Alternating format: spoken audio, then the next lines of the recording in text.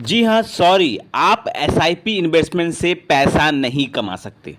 आप SIP investment से मोटा पैसा, बड़ा पैसा और फ्यूचर अपना सिक्योर नहीं कर सकते।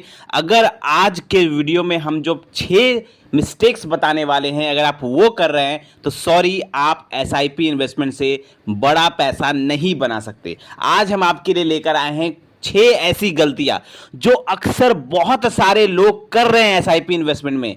बहुत सारे लोग ऐसे कॉमन मिस्टेक्स कर रहे हैं जिसके बाद अगर वो कर रहे हैं उसमें से एक मिस्टेक भी कर रहे हैं तो सॉरी, आप एसआईपी इन्वेस्टमेंट से बड़ा पैसा बना ही नहीं सकते। तो हम आपको आज 6 ऐसे गलतियां बताने वाले हैं, एक एक करके। सारी गलतियां ध्यान से सुनिए और कहीं आप तो ये मिस्टेक नहीं कर रहे हैं एसआईपी इन्वेस्टमेंट में, ये जरूर देख लीजिए, नहीं तो आप सॉरी, आप बड़ा पैसा नहीं कमा सकते एसआईपी इन्वेस्टमेंट से।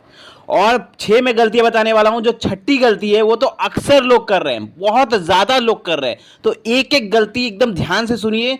चलिए पहली गलती की तरफ चलते हैं। जो पहली गलती जो लोग कर रहे हैं वो है इन्वेस्ट थ्रू बैंक, एजेंट या डिस्ट्रीब्यूटर। बहुत सारे ऐसे लोग हैं जो लोग किसी बैंक के थ्रू, यहां तक कि योनो ऐप आपने सुना होगा, एसबीआई का ऐप है, उसके थ्रू भी अगर आप कर रहे हैं तो आप मिस्टेक कर रहे हैं। और बहुत सारे ऐसे लोग हैं जो बैंक के थ्रू कर रहे हैं या एजेंट के थ्रू कर रहे हैं या डिस्ट्रीब्यूटर के थ्रू कर रहे हैं। क्यों, मैं आपको बताना चाहूंगा। सबसे पहले, जब आप किसी बैंक के थ्रू करते हैं, बैंक में आप जाते हैं, वहां पे कोई मिलता है आपको कि हाँ सर, आप म्यूचुअल फंड कर लीजिए, यहाँ पे इन्वेस्टमेंट कर लीजिए, तो अच्छी बात है म्यूचुअल फंड में इन्वेस्टमेंट करना। लेकिन जब आप उनके थ्रू करते हैं तो वो लोग आपको रेगुलर मोड प्लान थमाते हैं। किसी भी फंड का ध्यान रहे, किसी भी म्यूचुअल फंड का एक रेगुलर मोड होता है, एक डायरेक्ट प्लान होता है। डायरेक्ट प्लान और रेगुलर प्लान, दोनों प्लान होता है।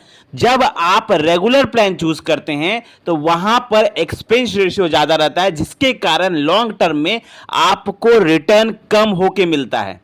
और अगर कोई उसी प्लान में डायरेक्ट मोड चूज करके रखेगा तो उससे रिटर्न आपके मुकाबले ज्यादा मिलेगा। इसीलिए जब आप बैंक के थ्रू करते हैं तो वो लोग हमेशा आपको रेगुलर प्लान थमाएंगे। क्यों? क्योंकि उनमें उनका कमीशन बना रहता है, उनको कमीशन मिलता है उनसे, इसीलिए वो लोग आपको रेगुलर प्लान थमाते हैं। उसी तरह अगर आप किसी एजेंट के पास जाते हैं, बहुत सारे ऐसे एजेंट होते हैं मार्केट में जो लोग एसआईपी म्यूचुअल फंड करवाते हैं। डिस्ट्रीब्यूटर भी बहुत सारे लोग हैं, वो लोग भी आपको हमेशा रेगुलर प्लान थमाने की कोशिश करेंगे। क्यों?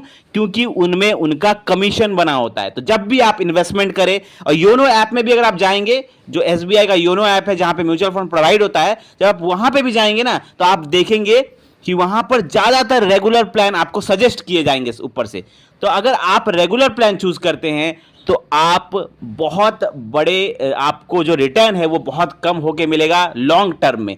शॉर्ट टर्म में आपको पता नहीं चलेगा, लेकिन लॉन्ग टर्म में आपको नुकसान देखने को मिलेगा। इसीलिए मैं कहता हूं कि जो पहला मिस्टेक है, सबसे पहला मिस्टेक ये है कि आप डायरेक्टली किसी ऐप के थ्रू करिए। जैसे आज के टाइम पे बहुत सारे अच्छे ऐप्स हैं, ग्रो ऐप है, अप स्टॉक है, एंजल वन है, बहुत सारे अच्छे अच्छे ऐप्स हैं जो डायरेक्टली आपको प्रोवाइड करवा रहे हैं। वहां पे कुछ जीरो, बहुत ही कम ब्रोकरिंग फीस में आपको प्रोवाइड किया जाता है। और अगर आप चाहे तो आप एएमसी की वेबसाइट पर लॉग इन करके भी कर सकते हैं।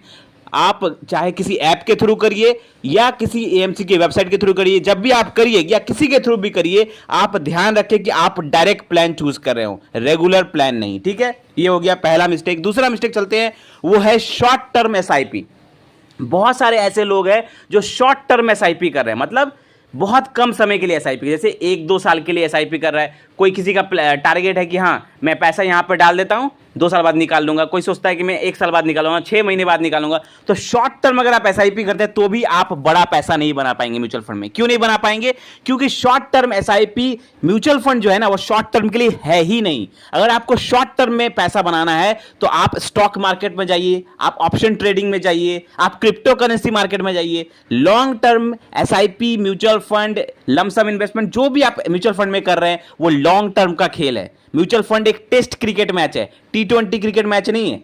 यहां पर अगर आपको टेस्ट मैच खेलना है तो ही आइए, क्योंकि बड़ा पैसा और मोटा पैसा तभी बनेगा जब आप कंपाउंडिंग होने देंगे अपने पैसों को। और कंपाउंडिंग तब होगा जब आप लॉन्ग टर्म इन्वेस्टर हैं। 1-2 साल के लिए आ रहे हैं तो बिल्कुल मत आइए एसआईपी में, बड़ा पैसा नहीं बना पाएंगे। चलिए तीसरी गलती चलते हैं। तीसरी गलती जो आज लोग कर रहे हैं, बहुत सारे लोग कर रहे हैं, मार्केट अभी डाउन है ना, वो है मार्केट जब भी लो जाता है वो एसआईपी को स्टॉप कर दे रहा है डर के मारे।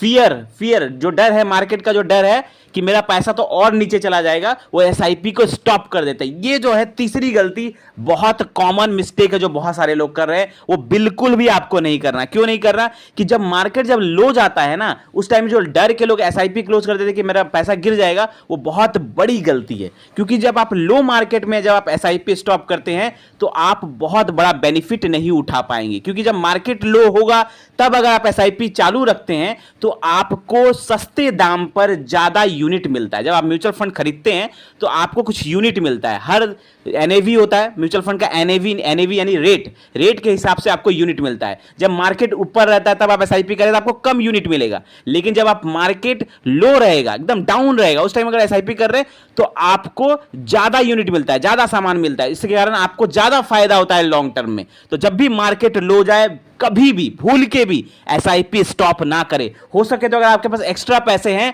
तो जिस फंड में आप एसआईपी कर रहे हैं उसमें थोड़ा सा लमसम इन्वेस्टमेंट कर दे। कब? जब मार्केट लो जा रहा है, आपको सस्ते दाम पे ज्यादा यूनिट मिल जाएगा और आप अपने टारगेट तक बहुत जल्दी पहुंच जाएंगे। चलिए चौथे गलती की तरफ चलते हैं। चौथा जो गलती है ना, वो है वेरी लो एसआईपी अमाउंट। बहुत सारे ऐसे लोग हैं जिनके पास क्षमता है, जिनकी सैलरी है 30,000 50,000, और जब उनसे पूछा जाए कितने की एसआईपी करते हो भैया, तो कहते हैं 1,000 रुपए की एसआईपी करते हैं सर, 500 रुपए की एसआईपी करते हैं। तो 500 1000 रुपए की एसआईपी तो वो करता है जिसकी इनकम बहुत कम है। जो 10,000 12,000 रुपए पैसा कमा रहा है, वो लोग 500 1000 रुपए की एसआईपी करते हैं क्योंकि उनके पास पैसा नहीं होता। लेकिन जिनके पास अच्छा खासा पैसा है, जिनकी सैलरी 40-50 हजार है, जब हम उनके मुंह से सुनते हैं कि हम सिर्फ 500 1000 रुपए की एसआईपी कर रहे हैं, तो आई एम सॉरी, आप बड़ा पैसा नहीं बना पाएंगे। अगर आपको बड़ा पैसा बनाना है तो कम से कम आप जितना पैसा कमा रहे हैं ना, उसका 20% एटलीस्ट आप इन्वेस्टमेंट पे जरूर डालिए। जितना भी आप पैसा कमा रहे हैं उसका 20% एटलीस्ट आपको इन्वेस्टमेंट करना चाहिए। यही रूल है अगर आपको वेल्थ क्रिएट करना है एसआईपी इन्वेस्टमेंट से। चलिए पांचवी गलती की तरफ चलते हैं। पांचवा जो गलती है वो है कि invest in only one category of fund और ओनली वन फंड। बहुत सारे ऐसे लोग होते हैं कि बड़ा बड़ा एसआईपी कर रहे हैं। जैसे कोई कर रहा है 10,000 रुपए की एसआईपी, कोई कर रहा है 15,000 रुपए की एसआईपी। क्या करता है? एक ही फंड में डाल देता है, सारा का सारा पैसा एक ही फंड में इन्वेस्टमेंट कर रहा है। एक बहुत पुरानी कहावत है, आपने सुना होगा कि don't put all your money, all your apples in one basket. इसका मतलब है कि सारे के सारे फल एक ही टोकरी में ना रखे, नहीं तो ये इन्वेस्टमेंट पे बिल्कुल सटीक बैठता है।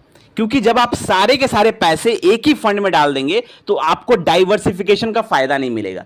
अगर आपको डाइवर्सिफिकेशन का फायदा उठाना है तो आपको अलग अलग कैटेगरी के अलग अलग फंड में डालना है। मतलब अगर आप सपोज करिए आप 10,000 रुपए इन्वेस्टमेंट कर रहे हैं तो आप क्या करिए, उसको 4 हिस्से में डिवाइड कर लीजिए। 2,500 आपको स्मॉल कैप में डाल दीजिए, 2,500 आप मिड कैप में डाल दीजिए, 2,500 आप फ्लेक्सी कैप में डाल दीजिए, 2,500 आप या तो सेक्टोरियल फंड या तो इंडेक्स फंड। ऐसे डिवाइड करके जब पैसा लगाएंगे ना, तो अगर एक सेक्टर थोड़ा खराब परफॉर्मेंस करेगा तो दूसरा सेक्टर अच्छा परफॉर्मेंस करेगा, तीसरा सेक्टर उससे ज्यादा अच्छा परफॉर्मेंस करेगा। इससे आपको एक एवरेज जो रिटर्न निकल के आएगा ना, वो बहुत शानदार रिटर्न निकल के आएगा। इसीलिए कहा जाता है कि म्यूचुअल फंड में डाइवर्सिफिकेशन का फायदा आपको उठाना चाहिए और सारा का सारा पैसा एक ही फंड में नहीं डालना चाहिए। और चलिए चलते हैं अब आखिरी गलती की तरफ जो आजकल बहुत सारे लोग कर रहे हैं, वो है कि 1-2 साल का रिटर्न देखकर इन्वेस्टमेंट कर देते हैं। कभी भी आप इन्वेस्टमेंट करने के लिए जाएं तो 1-2 साल का रिटर्न देख के इन्वेस्टमेंट ना करें। रिटर्न जब भी इन्वेस्टमेंट करें, जब भी देखते हैं अरे पिछले इस फंड ने 1 साल में 40% का रिटर्न दिया है, 60% का रिटर्न दिया, 80% का रिटर्न दिया है, हम तो इसी फंड में इन्वेस्टमेंट कर देंगे। नया नया फंड आया,